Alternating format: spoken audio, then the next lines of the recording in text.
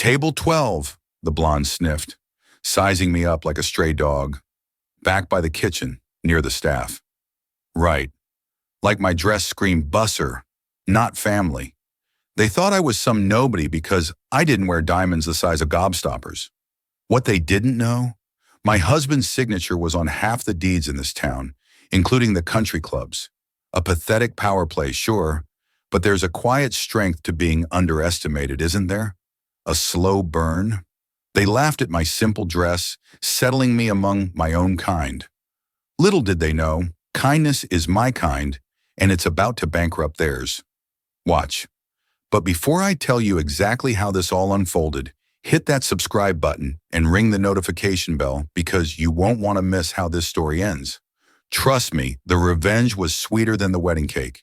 You know, sometimes the most important lessons come from the most unexpected places. And for me, that place was a wedding where I learned that kindness and respect aren't about what you wear or how much money you have. They're about who you are as a person. Let me take you back to 3 months ago. I was sitting in my kitchen sorting through the mail when I found this beautiful cream-colored envelope with elegant gold lettering. It was a wedding invitation from Kevin, my brother-in-law. I'd been married to his older brother, Michael, for 2 years, but because of Michael's business travels, I'd never actually met Kevin's fiancée, Linda. I was honestly excited. Family weddings are special, and I'd heard so much about Kevin from Michael. He talked about his little brother with such pride, how Kevin had just finished law school and was starting his career at a prestigious firm. The wedding was going to be at the Grandview Country Club, which I'd heard was one of the most exclusive venues in the city. Michael was supposed to fly back from a business trip to Europe the morning of the wedding. His flight would get him there just in time for the ceremony, so I'd be going alone to the reception venue first. He apologized about the timing, but I told him not to worry. I was a big girl, and I could handle meeting the new family members on my own. The morning of the wedding, I stood in front of my closet trying to decide what to wear. Now, you have to understand something about me. I'm not really a fancy dress kind of person. I've always believed that elegance comes from how you carry yourself, not from designer labels. I chose a simple navy blue dress that I'd bought at a department store. It was well-made, flattering, and appropriate for a wedding. I paired it with my grandmother's pearl necklace and simple black heels. Looking in the mirror, I felt good about my choice. The dress was classic and tasteful. I figured it would be perfect for meeting Kevin's new family and celebrating this special day. The drive to the Grandview Country Club took about 30 minutes. As I pulled up to the circular driveway, I have to admit, I was a little intimidated. The building was stunning. All white columns and manicured gardens. Valets in crisp uniforms were taking cars, and I could see guests in elegant attire walking toward the entrance. I handed my keys to the valet and walked toward the main entrance, feeling a little nervous, but excited. Through the glass doors, I could see crystal chandeliers, marble floors, and massive floral arrangements that probably cost more than my monthly grocery budget.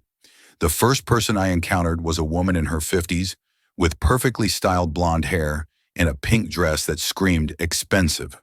She had a clipboard and was clearly the wedding coordinator. Her name tag read, Patricia. "Excuse me," I said with a smile. "I'm here for the Cooper Bennett wedding. I'm Vanessa, Kevin's sister-in-law."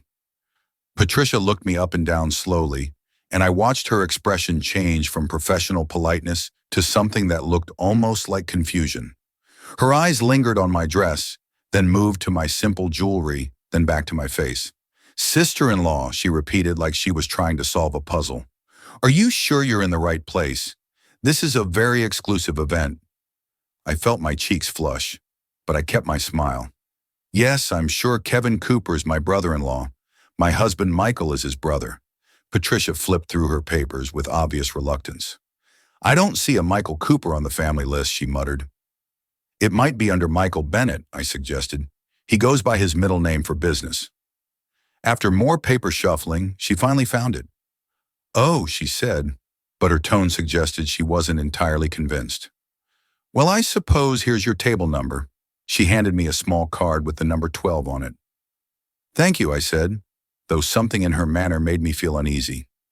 Following the signs to the reception area, I walked through beautifully decorated hallways lined with professional photographs of Kevin and Linda. They looked so happy together, and I felt that warm feeling you get when you see people truly in love. The reception hall was breathtaking. Round tables covered in white linens were scattered throughout the room, each decorated with towering centerpieces of white roses and greenery. The main tables were positioned in the center of the room, with a clear view of the head table where the wedding party would sit. I looked down at my card, table 12. Following the numbers, I walked toward the back of the room, passing tables 1, 2, 3. The further I walked, the smaller and simpler the tables became. When I finally reached table 12, I stopped in confusion. It was a small round table for 6, positioned near the kitchen doors. The other people already seated there were clearly venue staff, servers in black and white uniforms who were taking a quick break before the ceremony began. "Excuse me," I said to one of them, a Kindle-looking woman in her 40s. "I think there might be a mistake. I'm supposed to be at table 12. "Oh, honey," she said with a sympathetic smile. "You're in the right place. I'm Maria, and this is where they put us staff members to eat. Are you with the catering company?" "No, I'm actually family," I said, feeling more confused by the minute. "I'm the groom's sister-in-law." Maria's eyebrows shot up. "Family sitting back here? That's unusual." Before I could respond, I heard a voice behind me. "Well, well, what do we have here?" I turned to see a woman in her late 50s wearing a stunning silver dress that probably cost more than my car payment. Her gray hair was perfectly styled and her makeup was flawless. She had the kind of bearing that suggested she was used to being the most important person in any room. "I'm Catherine Bennett," she said, extending her hand like she was granting me an audience. "Linda's mother, and you are Vanessa," I replied, shaking her hand. "I'm Kevin's sister-in-law. It's so nice to finally meet you." Catherine's smile was the kind that doesn't reach your eyes. "Sister-in-law? How interesting. I thought I knew all of Kevin's family." Her gaze traveled over my outfit with the same dismissive look I'd gotten from Patricia. "That's such a quaint dress. Very department store chic." I felt my face burn, but I tried to keep my voice steady. "Thank you. I wanted to wear something appropriate for the occasion." "Oh, it's certainly appropriate," Catherine said with a laugh that sounded like breaking glass. "For some occasions, anyway. I do hope you're comfortable back here with the working people. I thought it might be more suitable for someone of your background." Before I could ask what she meant by that, another woman approached. This one was younger, probably in her 30s, with perfectly styled brown hair and a designer dress that probably cost more than my monthly salary. "Mother, who's this?" she asked, looking at me like I was something she'd found on the bottom of her shoe. "This is Vanessa," Catherine said, her tone suggesting I was some kind of curiosity. "She claims to be Kevin's sister-in-law." "Claims?" the younger woman repeated with a laugh. "I'm Linda's sister, Amanda. I know all of Kevin's family, and I've never seen you before." "Well," I said, trying to keep my voice calm, "I'm married to Kevin's brother, Michael. He's traveling for business, but he'll be here for the ceremony." Catherine and Amanda exchanged a look that I didn't like at all. "Oh, sweetie," Amanda said with fake sympathy. "I think there's been some kind of misunderstanding. All of Kevin's important family members are seated at the main tables. The family tables are reserved for people of a certain social standing." "What she means," Catherine added with that same cold smile, "is that we seat people where they'll be most comfortable.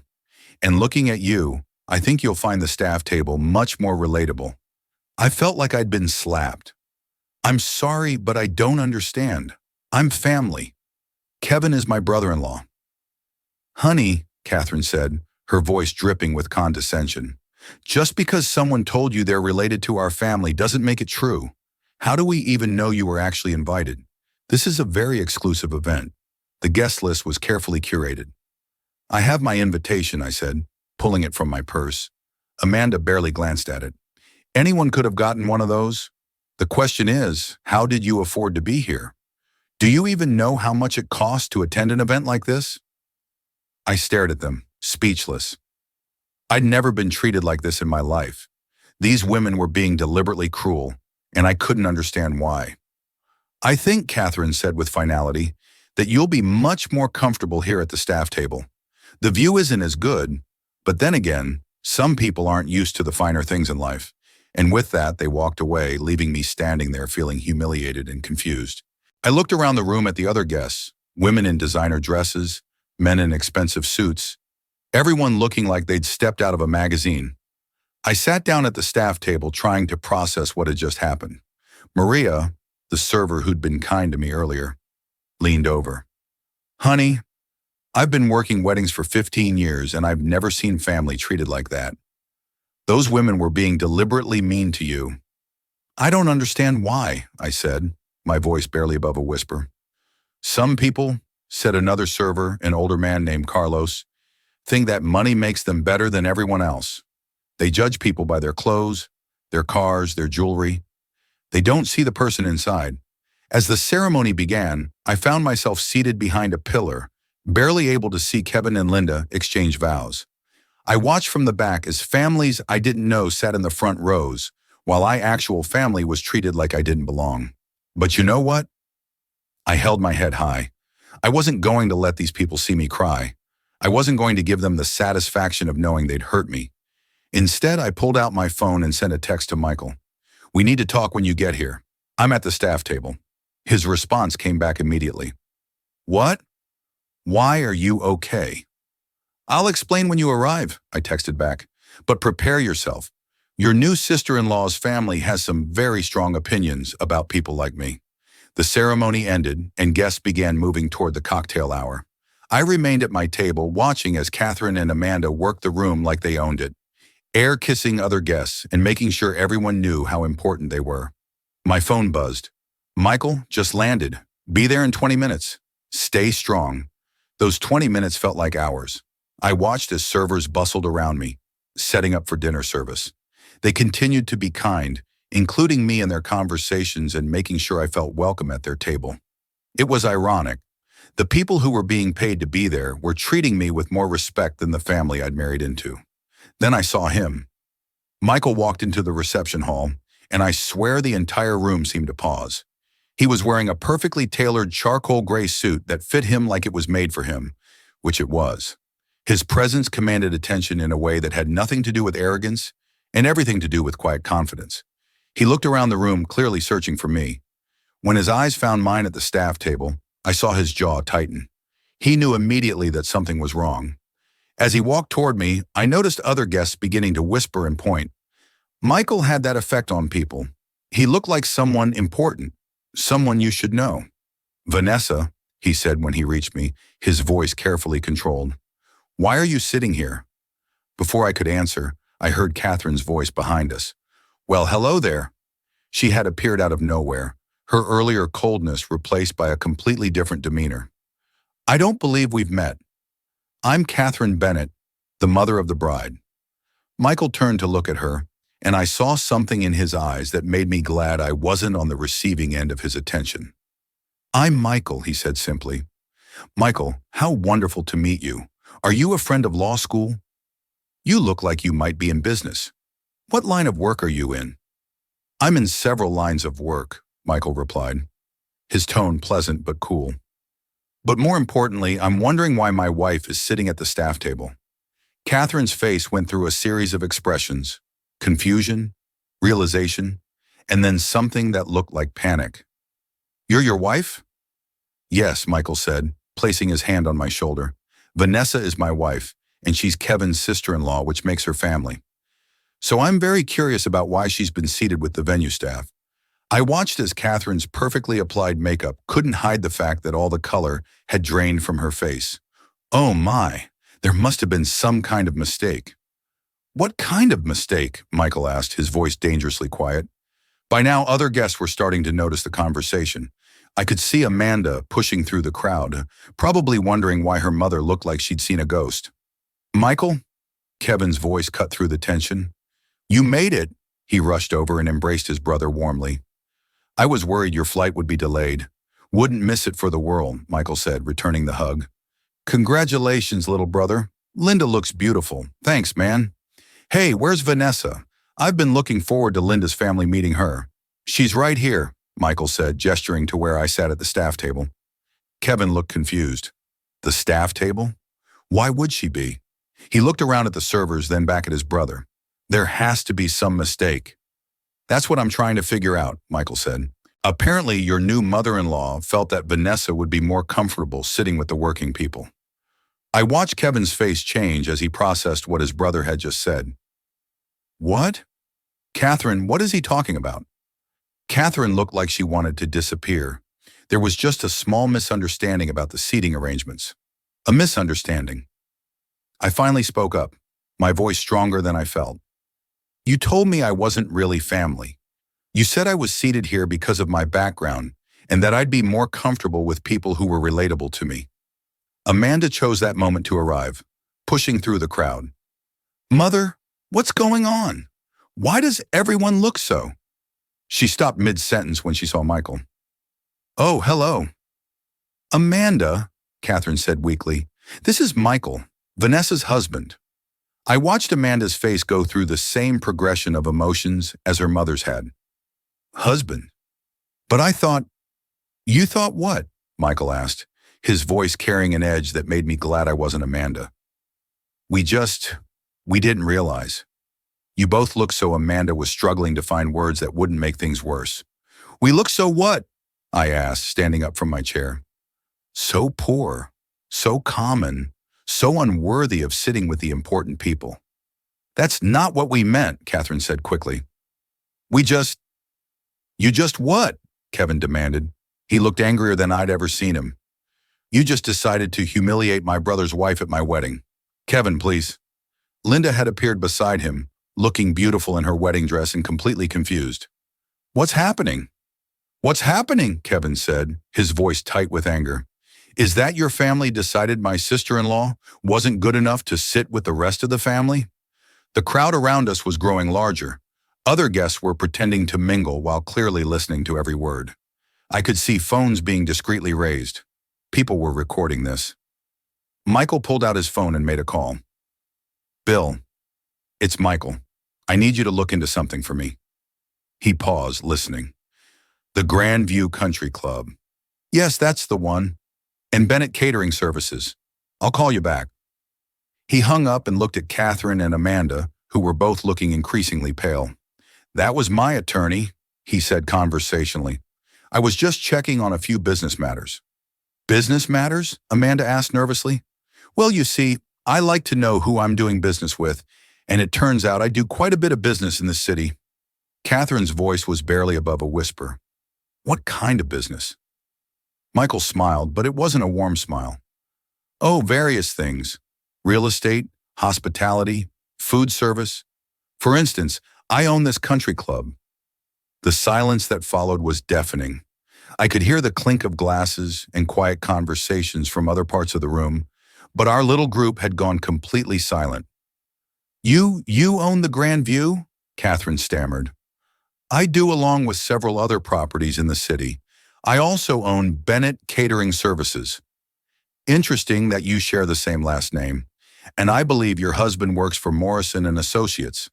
I own the building they rent their offices in. Amanda made a sound that might have been a whimper. Now, Michael continued, his voice still pleasant, but with an underlying steel. I'm sure you can understand why I'm concerned about the treatment my wife received here today. You see, I have very high standards for how people are treated at my properties. Kevin looked like he wanted to crawl under a rock. Michael, I had no idea It's not your fault, Kevin, Michael said, his voice softer when he spoke to his brother. You're not responsible for other people's behavior, but I am responsible for making sure my wife is treated with respect, he continued, his attention returning to Catherine and Amanda. And today she wasn't. Linda was crying now, her perfect makeup running down her cheeks. I'm so sorry, she whispered to me. I didn't know. I swear I didn't know they were going to do this. I looked at her and saw genuine remorse in her eyes. Linda, this isn't your fault. You were busy with your wedding day. You couldn't have known. But they're my family, she said, and they treated you terribly. Yes, Michael said quietly. They did, and there will be consequences for that. Catherine found her voice. What kind of consequences? Well, Michael said, let's start with the country club. I'll be reviewing our membership policies. I think we need to ensure that our members understand our standards regarding the treatment of others. You wouldn't, Amanda breathed. I would and I will. I'll also be reviewing our vendor relationships, Bennett Catering, for instance. I like to work with companies that share my values. Please, Catherine said, we can fix this. We can make this right. Can you? Michael asked. Can you undo the humiliation you put my wife through? Can you take back the cruel words you said to her? Can you give her back the dignity you tried to strip away? We'll apologize, Amanda said desperately. We'll do whatever you want. You'll apologize because you're scared of the consequences, I said, speaking for the first time in several minutes. Not because you're actually sorry for what you did. Michael nodded. My wife is absolutely right. You're not sorry for your behavior. You're sorry you got caught. His phone rang. Excuse me, he said, answering it. Yes, Bill, I see. And the building lease next month. Perfect, thank you. He hung up and looked at Catherine and Amanda. That was my attorney. It seems your husband's firm has been struggling financially. Their lease is up for renewal next month. I'm sure that's just a coincidence. You can't do this, Catherine said, but her voice lacked conviction.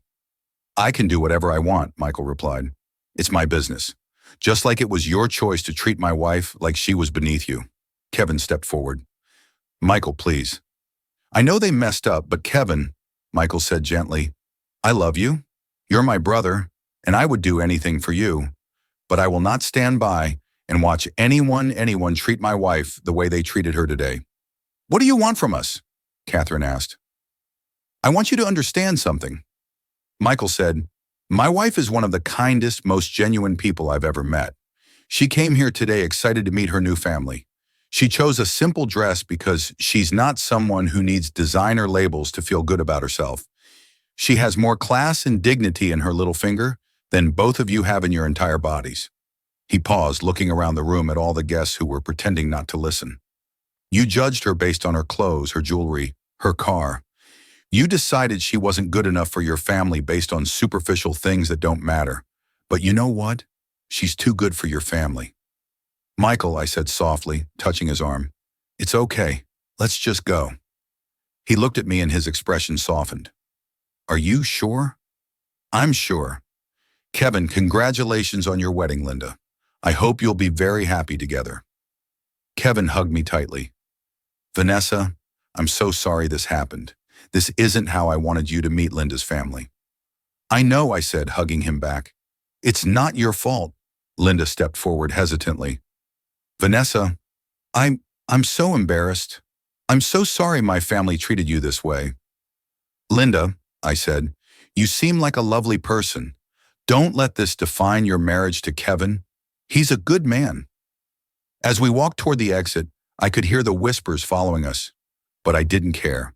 I was leaving with my head held high, my husband's arm around me, and my dignity intact. 3 weeks later, I was sitting in my kitchen reading the local newspaper when I came across an interesting article. The headline read, Grandview Country Club implements new membership standards. The article explained that the club's owner had instituted new policies requiring members to demonstrate character and integrity in their interactions with others. Several longtime members had already had their memberships revoked for conduct unbecoming. I didn't need to read between the lines to know that Catherine and Amanda Bennett were among those former members. My phone rang. It was Linda. Vanessa, she said, her voice nervous. I hope it's okay that I'm calling. Of course it's okay, I said. How are you? How's married life? It's good, she said, but I could hear the strain in her voice. I'm calling because I wanted to apologize again for what happened at the wedding. Linda, you don't need to keep apologizing. You weren't responsible for your family's behavior. But I should have stood up for you, she said. I should have said something when I saw what was happening. You were dealing with your own wedding day, I said. No one expects you to manage your family's behavior. Kevin told me what Michael did, she said quietly, about the country club membership in the catering business. I'm sorry if that's caused problems for your family. No, she said quickly. Don't apologize. They brought this on themselves. My mother and sister, they've always been like this. They judge people based on money and status, and they've never understood that those things don't make you a better person. I'm sorry you're caught in the middle of this. I'm not caught in the middle, Linda said firmly. I'm on your side. What they did was wrong, And I'm glad there were consequences. Maybe now they'll think twice before they treat someone else that way. I hope so. Vanessa, I was wondering, would you and Michael like to have dinner with Kevin and me sometime? I'd love to get to know you better, and I promise it will just be the four of us. I'd like that, I said, and I meant it. After we hung up, I sat thinking about the whole experience. The truth is, I wasn't angry anymore. I felt sorry for Catherine and Amanda. They'd missed out on getting to know me because they were too busy judging me. They damaged their relationship with their son and brother because they couldn't see past their own prejudices. But more than that, I'd learned something important about myself. I'd discovered that I was stronger than I thought. I'd faced their cruelty with dignity, and I'd come out the other side with my integrity intact. That evening, Michael came home from work to find me cooking dinner. "Smells good," he said, kissing my cheek. "How was your day?" "Good," I said. Linda called. "She wants to have dinner with us sometime. Just the four of us." "Just the four of us. I'd like that," he said. "She seems like a good person who got stuck with a difficult family." "Speaking of family," I said, "I saw the article about the country club." "Did you?" he said innocently. "Interesting, Michael. You didn't have to do all that." "Yes, I did," he said, his voice serious. "Nobody treats my wife that way. Nobody." "I love you," I said, turning to face him. "I love you too," he said, pulling me into his arms. "And I'm proud of you for how you handled that situation. You showed more class than all of them combined." "I had a good teacher," I said. "You've always treated everyone with respect, regardless of who they are or what they do for a living." "That's because everyone deserves respect," he said, "until they prove they don't." As we sat down to dinner that night, I thought about the lesson I'd learned. It doesn't matter what you wear, what you drive, or where you live. What matters is how you treat other people. Kindness costs nothing, but cruelty can cost everything. And sometimes the people who think they're the most important are actually the least significant of all. And that's how a simple woman in a simple dress taught an entire wedding party that you should never judge someone by their appearance. If you enjoyed the story of Sweet Revenge, give it a thumbs up and subscribe for more incredible true stories. And remember, kindness costs nothing, but rudeness can cost everything. I'll see you in the next.